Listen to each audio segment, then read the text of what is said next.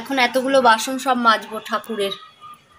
আজকে তো মঙ্গলবার ছিল, আর বৃহস্পতিবারে বাসন আমি মঙ্গলবারেই মেজে রাখি।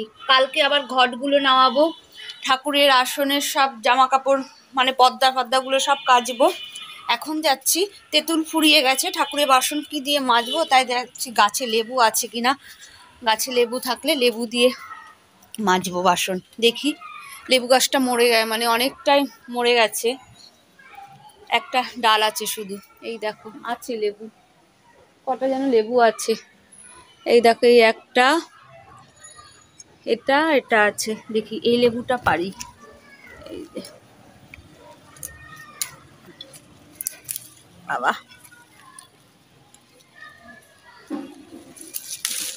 ওরে বাবা রে, এই দেখো বড় লেবু।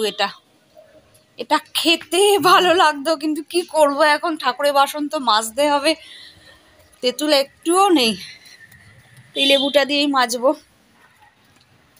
প্রচুর লেবু হতো গাছে, প্রচুর, মানে পেয়ারার মতো এক একটা সাইজ, কিন্তু গাছের ডালপালাগুলো সব মরে গেছে, শুধু একটা ডাল বেঁচে আছে।